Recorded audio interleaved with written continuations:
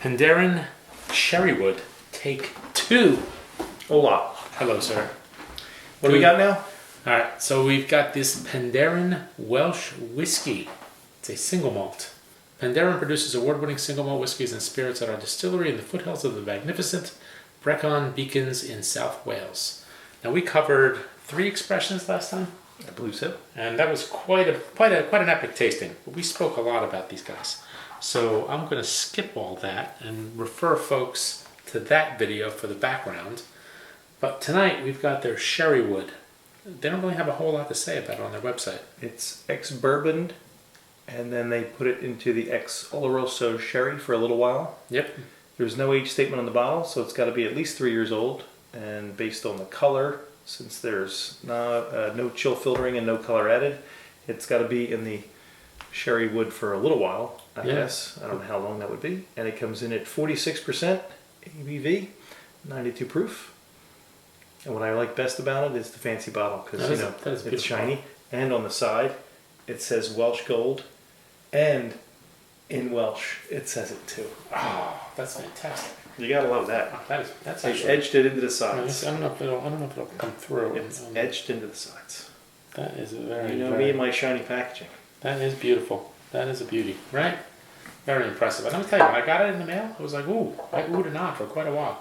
And it's one of those bottles that if you had a bar, it certainly would stand out on the bar because of how pretty the bottle is. No, absolutely. And it's a little higher than most bottles. So it's top shelf. Yeah, top shelf. So, okay, I'm going to go in. Ready? Go in. Shall we? Silence. Most beautiful sound. Big glug. Most beautiful sound. Now, I was first turned on to this very good friend Sam, who brought one of the Penderyns to our bottle exchange. Yeah. Which one did he bring? I think just the basic one. Was it the Madeira cask? I don't know if it was a Madeira cask. I think it might have just been their regular bottle. I don't know. It was pretty damn good, though. And it was awfully good, so much so that my better half said, Sam's welcome back anytime. Anytime? Where the rest of you, she said, get the hose. Get him off the patio. I know, but she doesn't talk to me anymore. But no, anyway. Cheers. Let's see, color-wise. It's pretty pale. I don't think it's particularly dark. Can you see it? I don't think it's particularly dark. It's golden. Sort of golden with like a slight, maybe copper amber hue. We're heading towards amber. It's not as dark as a typical sherry cask might be. Yeah. Again, Amber went to the salon, got the old hair lightened a little bit. Summer highlights. It smells lovely. Now for the sherry bits, I get a little bit of like a Bren note. A little bit of sweetness to it. A little bit of sweetness. Like a little cream. A little creaminess. It is decidedly light. There's like a very, very light, like tobacco-y note. Very, very light. Like really just like a sweet, like a pipe tobacco. It smells really good. I get your powdered sugar note. Or like there's a little light fruit. Maybe like a French apple pie. With a little bit of like, the apple, a little hint of cinnamon. A little bit of raisins. The raisins, with that. Little dried fruit. With the creamy icing. Did you ever go to the Melrose Diner? Yes, I have. Have you had the apple pie with vanilla sauce? Do you have a pie with vanilla sauce? I have not, no. Maybe like that. I went in. That was awfully good.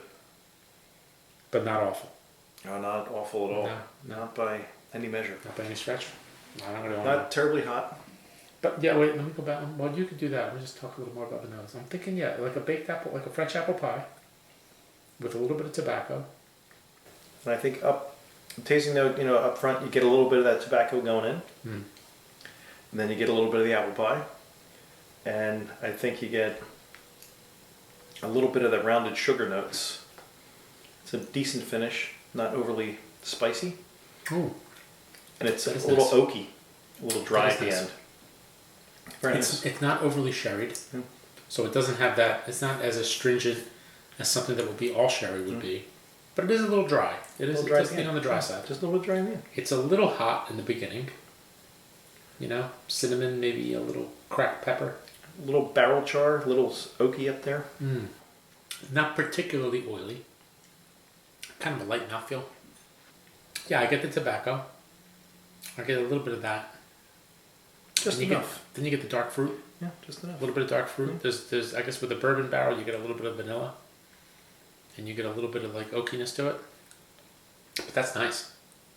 I'd really like to know how long it was in each of the casks. It would be Because I'm very interested in how they do the finishing and how that takes place. I'm guessing more bourbon and then just a little bit of sherry just to kind of give it that. I'm going to 3 years in a bourbon cask and then 3 months in a sherry cask. Nah, maybe a little longer because maybe it's something cool like that. there, right? So it probably has to stay for at least a year. Yeah. I would think. In sherry, you think a year? Maybe. Yeah. Maybe. But this is, you know what I like about it? There's no like off notes at all. It's like it's very the balance. It's the balance. It's balanced. It's very clean. Yeah. And for drinking straight, not shooting it, I seem to have drank it awfully fast. Wow. Almost like I was shooting it. Wow. It's very nice. Wow. It's very nice. It goes down very easily. Mm-hmm. It does. No, that's very good. That is very, very good. How about the finish? What do you think? The finish isn't super long. It's a little short. Yeah, it's a little bit short. But it's very pleasant. It's a little sweet. It's a little bit of heat, a little bit of sweet, and a very short finish. It's not overly burning. And we're drinking it neat.